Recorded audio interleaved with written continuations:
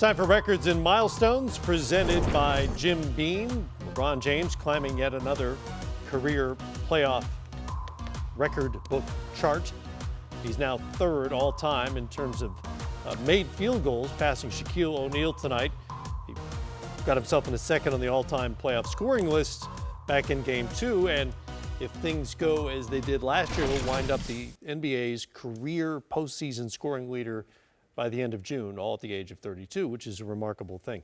35 points on just 16 shots tonight, 8 points, 7 assists. We had John Schumann, our NBA.com stats guru, on in the pregame show talking about how much he's evolved as a jump shooter this postseason. And the way he's playing right now, what do you do? How do you solve that puzzle? It's a tough one. I mean, he is doing it all. He's, the one thing with LeBron always was make him beat you from outside. And, you want to keep him out of the paint and make him a jump shooter. And this postseason, he is knocking down those shots, not just from three, but also in the mid-range. And he's still so good getting to the paint and scoring at the rim. So, I don't know. I don't have an answer. I mean, I think, like I said in the pregame show, maybe try to neutralize everyone else, understand and respect that LeBron's going to get his 30 or 40 points. But if you can stop the bench from getting 30 points, if you can limit, Kyrie Irving and Kevin Love, good luck with that, then you have a chance. But right now, he's in a groove and he's in a rhythm where really I don't think anybody can stop him. He's playing at that kind of level. Yeah, I was going to suggest maybe the new scouting report should be force him into left-handed jump shots. But I think he was 2 for 2 on those tonight as well.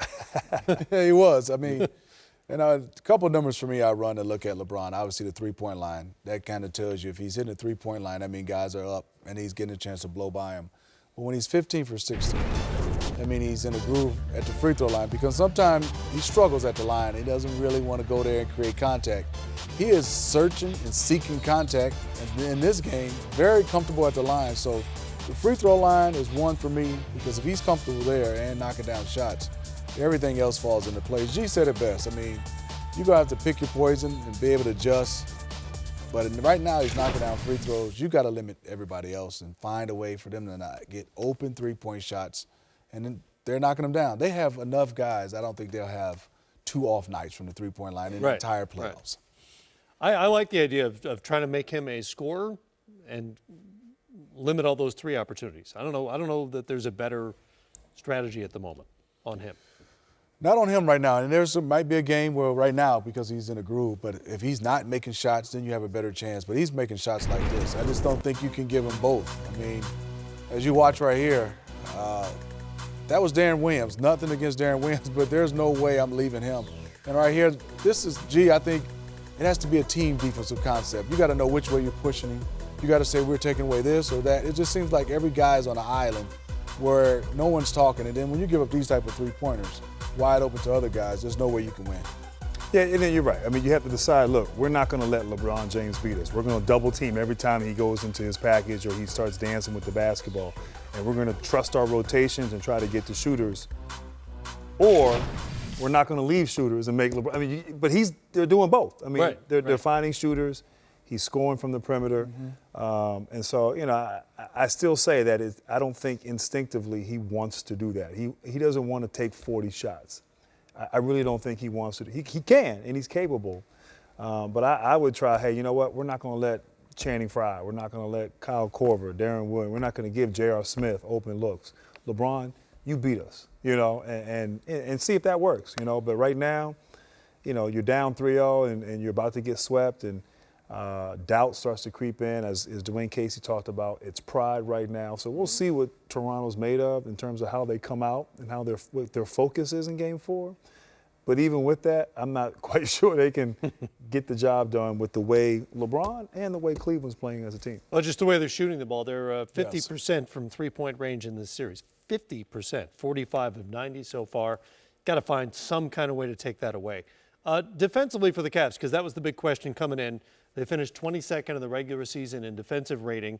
That would be the lowest for an NBA champion if they went on to win it all time. Or at least in recorded history, we've only had that rating around for so long.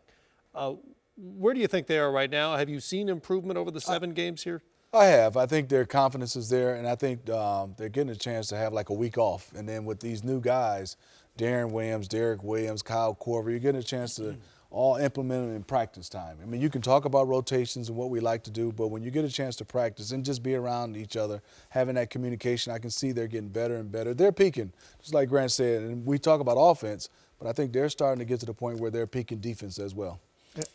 And the thing, too, is, look, I mean, the practice time was big because when you get into the season with the way things are scheduled, you don't have time to practice. And like you said, you got a lot of new faces.